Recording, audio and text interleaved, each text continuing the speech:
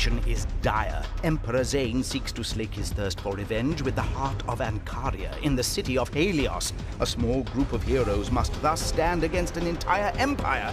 The time for resistance is now. Hi there, it's Kevin Van Ord standing in for reviewer Brett Todd to tell you about Sacred 3. What's in a name? If you take the example of Sacred 3, pretty much nothing.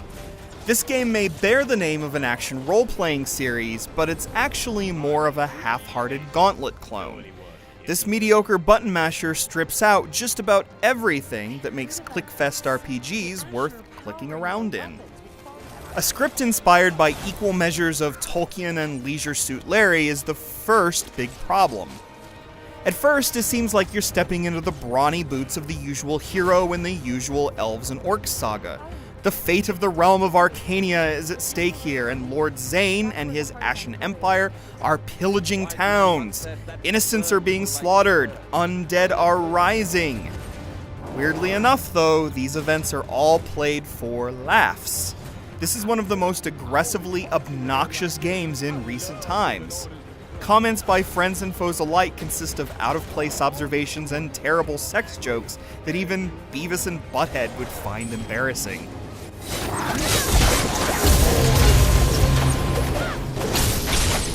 Was it good for you, too?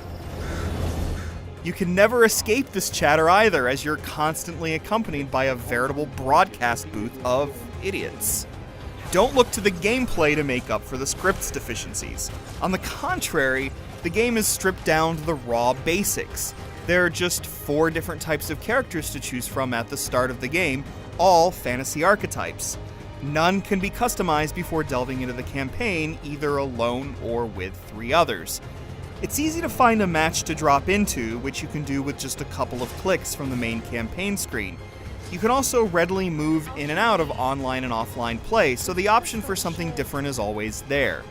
Adding other players doesn't dramatically change how you play, however. Sacred 3 is just the same old, whether you're on your own or playing with others.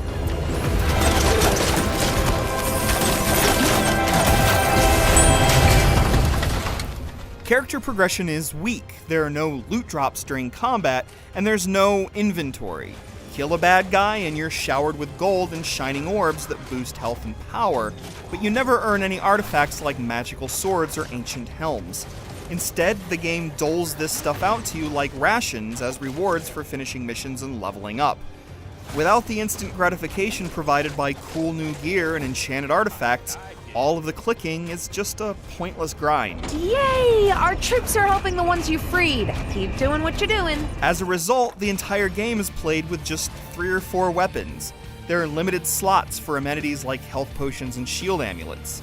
Each hero comes with default attacks plus shared special abilities, like a bash that can take down enemy shields, and an execution move that finishes stunned opponents.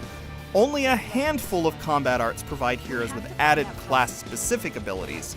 Most of the above can be upgraded by purchasing branches on skill trees that offer up added damage, wider attack range, and so forth, but they're not easy to come by. And some are so far off in the distance that they seem unattainable, especially in the early stages of the game. Having to get to level 41 to unlock the Barbarian's final armor buff, which is just the 4th available, is just crazy. Sacred 3 consists of disconnected levels and wholly separate locales and dungeons, all of which are rigidly linear. Enemies are repeated over and over again in both the story and arena levels. Much of the enemy horde consists of goblin-like monsters, giant spiders, trolls, and the like, although occasionally you get thrown a curveball like gross puking zombies and ice creatures. And when the rogues gallery gets changed up, most of the differences are only skin deep, as all enemies seem to rely on just a few types of attacks.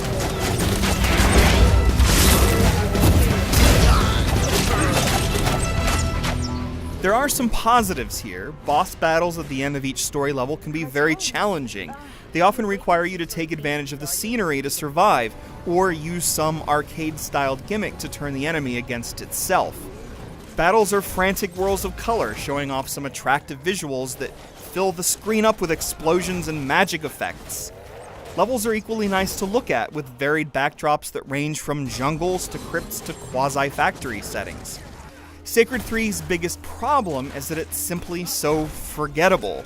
It isn't just removed from the previous Sacred games, it's also far removed from the reasons you come to games like this in the first place.